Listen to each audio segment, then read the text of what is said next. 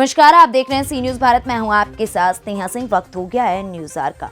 अब तक तो आपने जमीन के मामलों में लाठी डंडों समेत बंदूक के बल पर जबरन कब्जा करने की कई घटनाएं देखी और सुनी होंगी, लेकिन आज हम आपको एक अजीबोगरीब मामला दिखाने जा रहे हैं जिसको लेकर अब जमीन धारकों को चौकन्ना होने की जरूरत है। हम ऐसा इसलिए कह रहे हैं कि कहीं आपकी भी जमीन आपके पड़ोसी या पटीदार किसी दूसरे को बेच ना दे।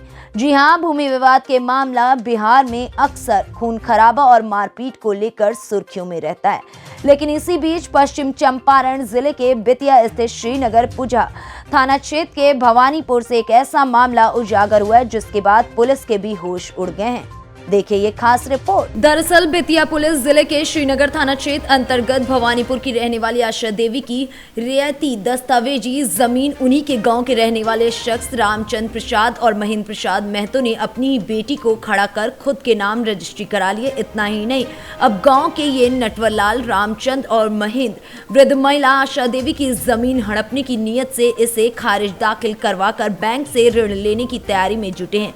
मामले का खुलासा तब हुआ जब करीब 72 वर्षीय दिल की मरीज आशा देवी को इसकी भनक लगी तो उन्होंने रजिस्ट्रार के दफ्तर और अंचल कार्यालय में जाकर इसकी सच्चाई का पता लगाया, जिसके बाद पीड़िता ने फौरन इसकी सूचना स्थानीय थाना पुलिस को दी।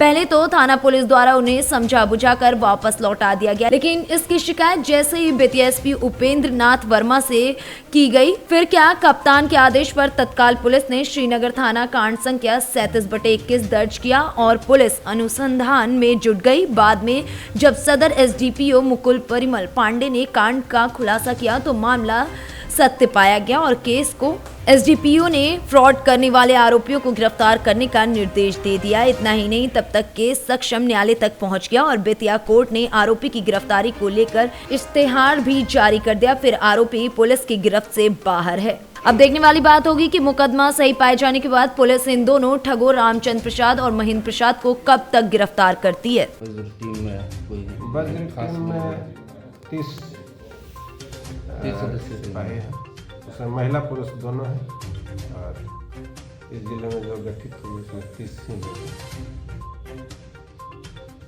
सर एक मामला आ रहा है श्रीनगर थाने में 37-21 कांड है जिसमें आशा देवी हैं। सब कुछ बता रही हैं कि उनके जगह कोई और फ्रॉड करके आशा देवी बोलते उनका जमीन। हाँ, ये बात सही है। केस दर्ज हुई है, श्रीनगर में केस दर्ज हुई थी जिसमें इस तरह का मामला आया था। सुपरविजन में सत्य पाया गया, रिपोर्ट में भी सत्य पाया गया है। उनकी जगह दूसरी महिला ने जमीन को लिख दिया है। एक्यूज्ड के विरुद्ध वारंट प्राप्त कर लिया गया है। 1-2 दिन में इश्तेहार भी प्राप्त हो जाएगा और गिरफ्तारी का प्रयास हो रहा है। मेरी माँ आशा देवी, जिनका ग्राम भवानीपुर पंचायत में पिछले 30 साल पहले उन्होंने दस्तावेजी ज़मीन खरीदा था, जिसमें से उन्होंने सन 2011 में 3 कट्ठा 4 धुर ज़मीन रामचंद्र महतो और महेंद्र प्रसाद को बेचा था।